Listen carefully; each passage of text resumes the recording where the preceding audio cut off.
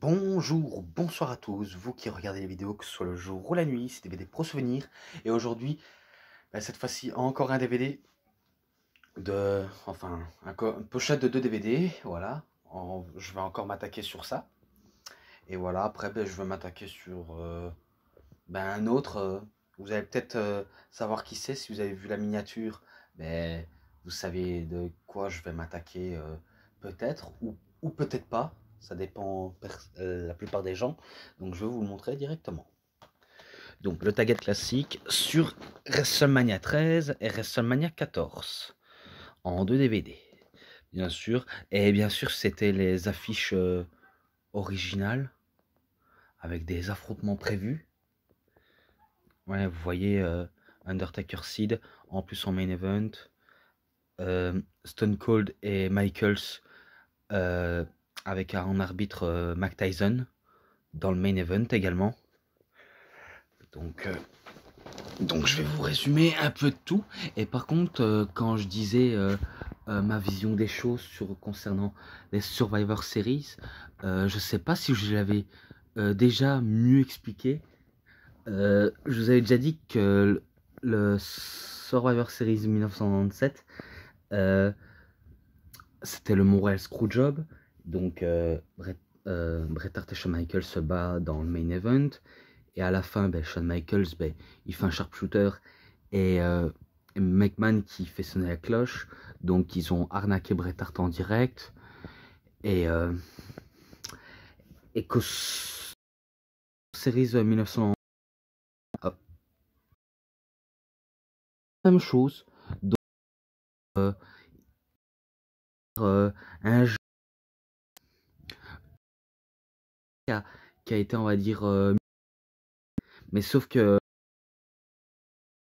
prévu Montréal Screwjob. Donc voilà, en venir sur ça, si vous avez compris ou pas. Mais bon, ça c'est pas le sujet de ça. Je concentre sur ça. Donc vous voyez bien, 2 DVD de target classique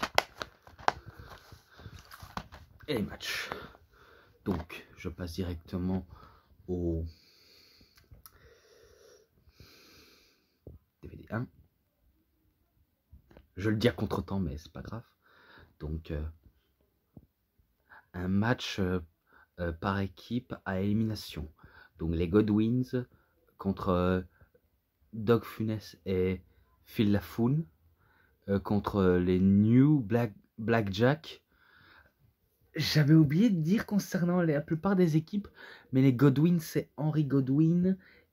Et l'autre... j'ai oublié qui c'est, mais c'est pas grave.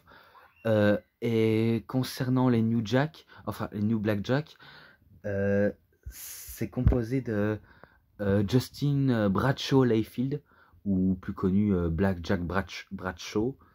Et de l'autre, c'était Blackjack Barry Windham, si je crois bien. Et les Headbangers, c'était composé de Much et Thrasher. Donc c'était ça. Les noms en équipe, en plus je l'ai mis en description. N'hésitez pas de le voir si vous allez dans la description. Et la plupart des matchs, je les ai tous notés. Et par contre, il y avait une erreur que j'avais fait sur Survivor Series, c'est que je cite ce qu'il y avait dans le DVD, mais après, souvenir, la plupart des matchs, des fois je m'en rappelle, mais j'évite de trop spoiler. Mais bon. Alors, et aussi, aux victoires et défaites, il y en a que je me suis entièrement trompé, il y en a que je me suis pas trompé du tout. Des fois, je vais sur Wikipédia pour voir les réels vainqueurs. Hein, ça vous dirait d'y aller voir sur Wikipédia les résultats des matchs. Bon, là, c'est comme j'ai déjà dit, match à élimination. Et à la fin, je sais pas qui remporte le match, honnêtement. Pourtant, je sais bien que j'avais déjà vu, mais je m'en rappelle pas très peu de la victoire. Si je veux, je pourrais même aller sur Wikipédia pour voir le résultat. Enfin, j'essaierai de voir si je le peux. Mais peut-être une victoire des New Blackjack. Peut-être. Donc voilà quoi. Ce match, je le mets un 2,80. J'ai pas autant très apprécié, mais pas aussi très, on va dire, investi dans ce match. Mais je lui mets ça. Ensuite, match pour le championnat intercontinental. Rocky Maivia, The Rock, contre le Sultan. Le Sultan. Ah ben tiens, et on va dire un catcheur oubliable. Qu'est-ce que je peux dire de mieux si ce n'est qu'un catcheur oubliable. Donc si je crois bien, c'est là où Rocky Maivia met son titre en jeu. Ouais, il met son titre en jeu. Et il y avait même son papa qui était là. Donc Solman Rocky Johnson. Qui était là pour aider, enfin, voir son fils et un peu aider son fils si jamais il y a un guet-apens. Donc il y a sûrement un rapport avec lui. Et bien finalement, c'est The Rock qui bat le Sultan. Je sais pas si avait le Rock Bottom ou le People's Elbow, mais en tout cas, je sais bien qu'il le bat et à la fin, il célèbre avec son papa. Donc ce match, il est mieux celui-là, il est quand même mieux. Je lui mets un 3,5, donc il est pas mal, autrement dit. Et ensuite, Hunter Hearst Helmsley, connu sous le nom de Triple H, contre Goldust, qui est maintenant connu sous le nom de Dustin Rhodes. Pas American Dream, mais le fils, le naturel. Donc, ouais, affrontement entre Triple H et Goldust. Ouais, en plus, même pour l'époque, il avait un style Goldust un peu pornographique, si je peux dire. Non, pas pornographique. Ouais, il y a un côté fait pour adultes, mais il y a aussi un côté bizarre qui se faisait lui-même appeler et, et assez paragoûtant. Et la victoire. Oh là là, la victoire. Normalement, c'est victoire logique, c'est victoire de Triple H. Obligé, je crois que c'est une victoire de lui. Ouais, on va dire victoire de lui. Et ce match-là, pareil, je mets un 3,5. Ensuite, match pour le championnat par équipe. Du monde par équipe, bien sûr. Owen Hart et le British Bulldog contre Vader et Mankind. C'est là où, si j'ai bien compris, où Paul Bearer, il recrute, enfin, d'abord, ben, il recrute déjà Mankind, Mick Foley, et même aussi Vader. Donc il va manager pas mal de catcheurs, comme avec Kane, comme avec Mankind, Vader, Undertaker. Surtout avec cette gimmick, hein, mais aussi sans cette gimmick, il avait quand même managé d'autres catcheurs avant la gimmick presque fossoyeur croque-mort. On peut appeler ça comme ça.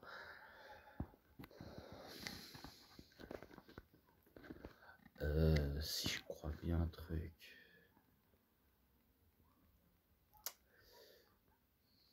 Si je me trompe pas, c'est Davey Boy Smith et Owen Hart qui bat Vader et Mankind.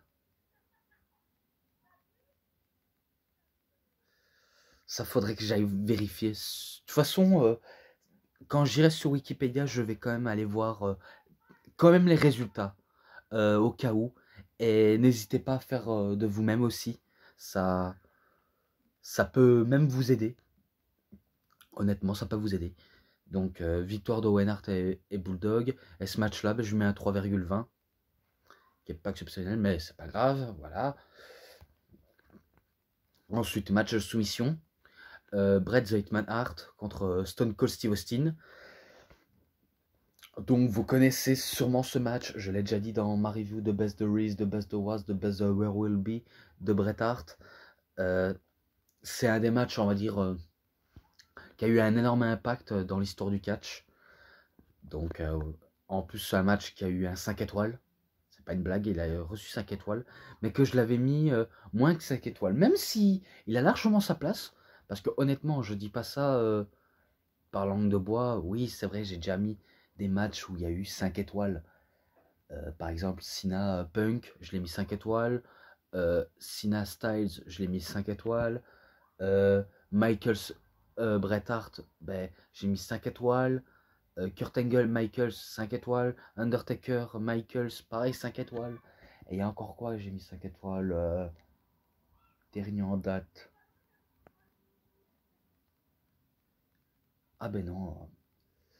Non, à mon avis, c'est que ça. À mon avis, c'est que ça. Donc, mais après, je sais qu'ils ont largement sa place, hein. S'ils ont eu un 5 étoiles, c'est soit parce que le match est magnifique, ou alors, ou alors, euh, ou alors c'est le journaliste qui s'est pas fait chier à mettre un 5 étoiles manière décevant, parce qu'il est noté que ça lui arrive de mettre un 5 étoiles de manière très décevante. Donc Metzler est réputé pour ça. Mais autrement, il était énorme quand même. C'était, on va dire, de la pure bagarre. Et, euh, et aussi, on assiste à double turn. Donc voilà pourquoi il est marqué ce WrestleMania-là, par les double turns qu'il y a eu. Et à la fin, ben, je passe directement, Bret Hart, ben, il fait un sharpshooter. Et Stone Cold Steve Austin, suite à la pression, ne peut quasiment plus faire grand-chose, si ce n'est que à essayer de se défaire, mais sans succès. Et c'est là où il va s'évanouir. Et Ken Shamrock, qui est un arbitre spécial, ben, il fait sonner la cloche. Même si Stone Cold Steve Austin n'a pas abandonné, il, il a perdu conscience. Et en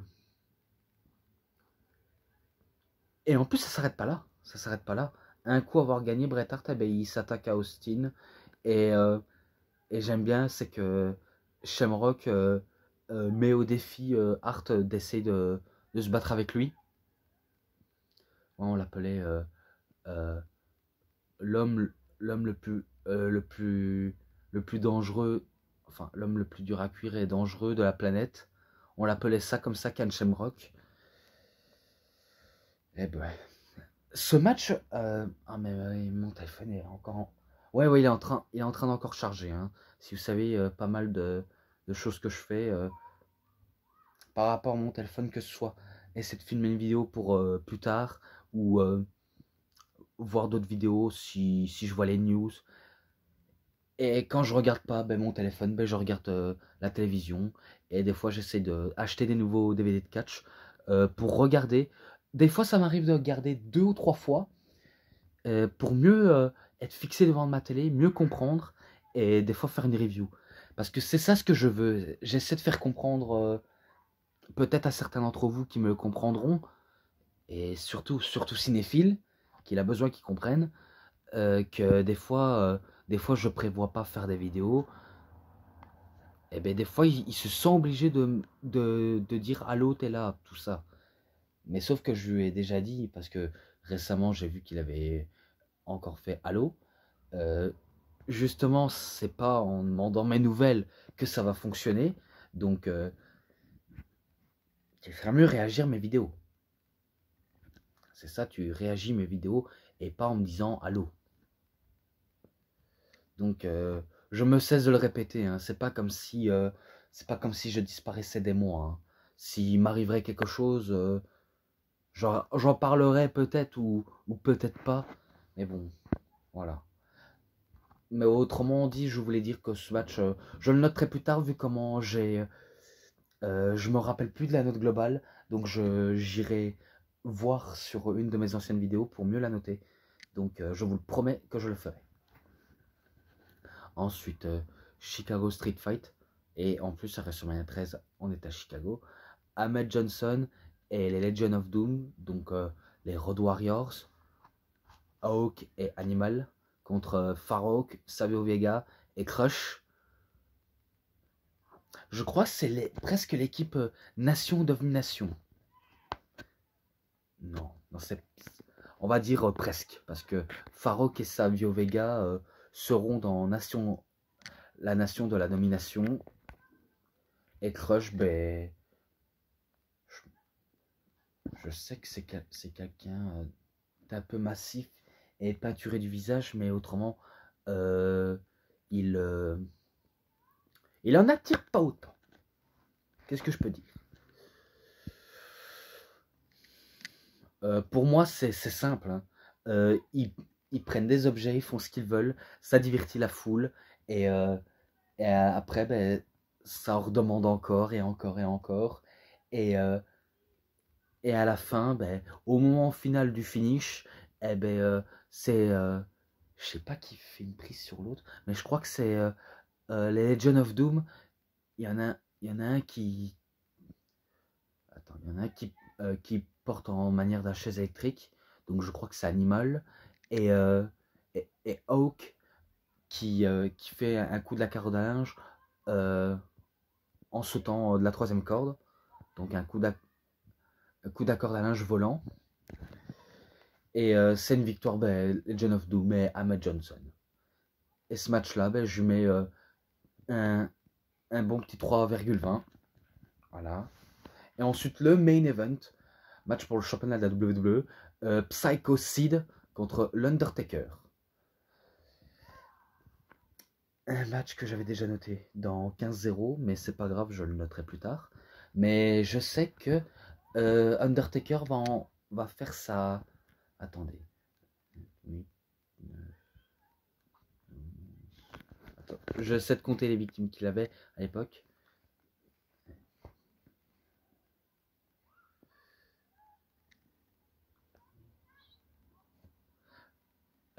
Sixième victime.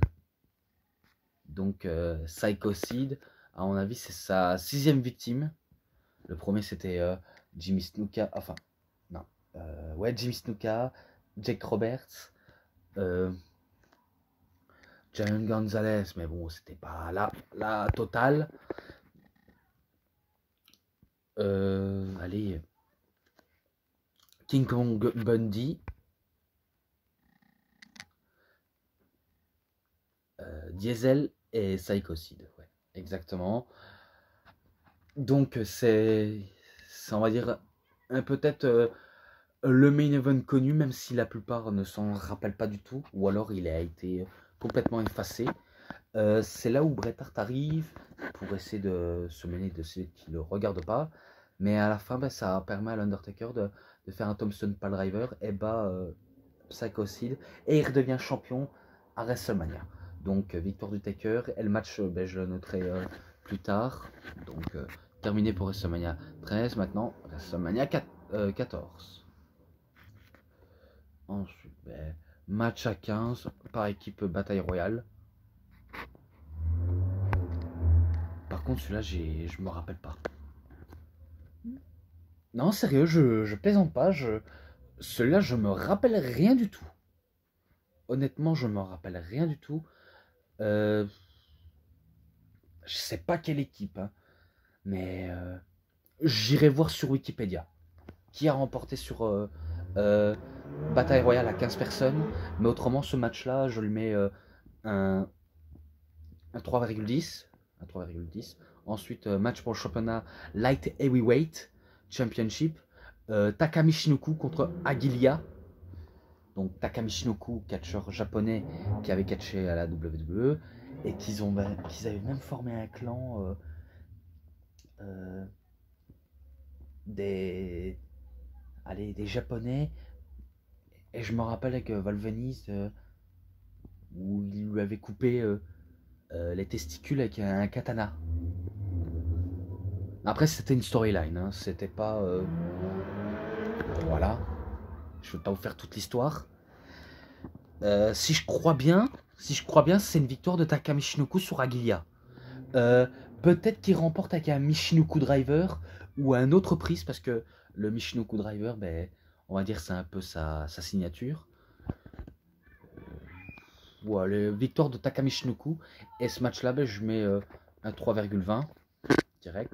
Ensuite, match pour le championnat européen. Triple H contre Owen Hart.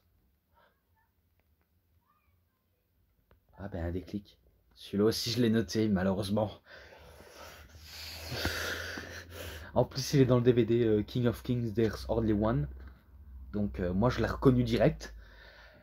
Bon je vais pas faire tout à l'envers. Je crois que Sergeant Slaughter arrive, il menotte Shayna euh, durant le match. Et ça permet à Triple H d'être en mauvaise posture ou en bonne posture. En tout cas, il a été dans les deux différentes postures différentes. Et après, je crois qu'il se ramasse un coup, Sergeant Slaughter. Et Shayna va prendre les clés. Elle va se dégager. Et à la fin... Allez. Et à la fin, je crois qu'elle cogne Owen Hart. Et ça permet à Triple H de battre Owen Hart et conserver le titre. Donc voilà, et la note globale, je le noterai plus tard aussi. Donc voilà. Ensuite, match mixte par équipe. The Marvelous, Marc Mero et Sable contre The Artist, formerly Know. Donc équipe composée de Goldust et Luna. Match mixte homme contre homme, femme contre femme, ou femme contre homme contre femme. Ça rime les deux. Ouais, parce qu'avant c'était la folie, on pouvait faire ce qu'on voulait. Maintenant, ce n'est plus le cas, car tout change, même même les règles. Donc les règles d'or, il faut respecter les règles d'or. Et maintenant, c'est du passé, il faut passer à autre chose. Ce que je me rappelle, changement, tabassage, prise, mais autrement, rien d'exceptionnel. Hein. Honnêtement, il y a rien qui m'a intrigué. Peut-être, je dis mais peut-être, c'est une victoire de Goldust et Luna. J'irai voir sur Wikipédia si je le peux, mais je le mets en attendant. Et après, si jamais je trouve le réel vainqueur, je le noterai peut-être sur Wikipédia. Donc voilà, je vous le promets. Ensuite, match intercontinental, The Rock contre Ken Shamrock. Alors, il était apparu au WrestleMania 13, et maintenant au WrestleMania 14. Là, c'est différent, là, c'est un The Rock qui sera presque à son apogée en 1998 jusqu'en 1999. Donc, il visera le top du top, et en plus, il est sur le point d'exploser en plus. Donc, si vous saviez le petit bout de chemin qu'il a fait pour gravir un échelon. Donc il affronte un des hommes les plus dangereux de la planète. Et excusez-moi si vous entendez du bruit, c'est qu'il y a un chien qui aboie ou des enfants qui jouent. Donc je tenais à le dire. Et c'est là où il affronte un des types les plus dangereux, car ce n'est pas des paroles en l'air. Ken Shamrock est un des types les plus dangereux à cette époque, car il sortait du MMA et qui fait du catch. Et pourtant, c'est pas le seul. Hein. Il y en a plein hein, qui ont fait du MMA et du catch. Donc, vous voyez, c'est pas les seuls. Hein. Le nom du vainqueur, pour moi, il est simple. Simple ou pas si simple que ça. Ça, c'est quand j'hésite. Hein. Quand j'hésite, des fois, il m'arrive de dire n'importe quoi ou d'être substitieux. Mais ça posera peut-être pas problème, selon vous. Mais je crois que c'est une victoire de The Rock sur Ken Shamrock. Donc il bat un Rock Bottom et la victoire avec, et il conserve son titre. Donc victoire de The Rock. Et ce match là, je lui mets un 3,40 direct. Ensuite Dubster match of the World Tag Team Championship. Donc Dubster, à mon avis, il est différent. Ouais. Donc les New Age Outlaws contre Cactus Jack et Chainsaw Charlie. Un type qui me dit rien. Je vais vous être honnête, ce type ne me dit rien du tout, à part les New Age Outlaws. Donc Rock Dog, Jesse James, Badass Billy Gunn, donc ceux qui font partie de la DX, et Cactus Jack avec ses différentes identités, Mankind, Mick Foley, même le Père Noël Foley peut-être. Bref, il a eu plusieurs gimmicks. Bon, c'était pas mal quand même. même si c'était pas le plus intriguant, mais il était pas mal, je l'avoue, il était pas mal. S'il y aurait des trucs que j'aurais oubliés, je pourrais aller voir sur Wikipédia. S'il y a des trucs qui n'ont pas noté, parce que, oui, vous avez bien vu ma review sur les Survivor Series, rien n'a été noté, il fallait que j'aille sur Wikipédia, et finalement, j'ai noté tout ce qu'il y avait sur la carte, quoi. Donc, si je crois bien, c'est une victoire des New Age Outlaws sur Cactus Jack et Chainsaw Charlie. Donc, je dis direct. Et ben, ce match-là, ben, je lui mets un 3,20. Voilà. Ensuite, ben, le plus connu aussi, Undertaker contre Kane. Hein, ça vous dit sûrement quelque chose. Et par contre, la note globale, je sais que je l'ai notée à plusieurs reprises, mais il faudrait que j'aille encore sur Wikipédia parce que maintenant, les chiffres en tête, il y a tellement de chiffres que j'en retiens pas d'une traite. Donc, il faudrait que je le note à ma façon. Donc, vous saviez, on sait que l'Undertaker va gagner. C'est pas une surprise. Hein. Si, on va dire, vous êtes curieux de savoir sur la carrière d'Undertaker et que vous êtes jeune et que vous voulez savoir, essayez de passer sur des anciens matchs. Vous allez peut-être m'en dire des nouvelles. Donc, je vous le dis ça clair et net.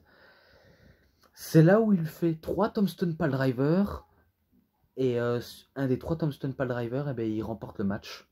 Donc Undertaker, ben, il remporte le match, et voilà. La note globale, je le noterai plus tard.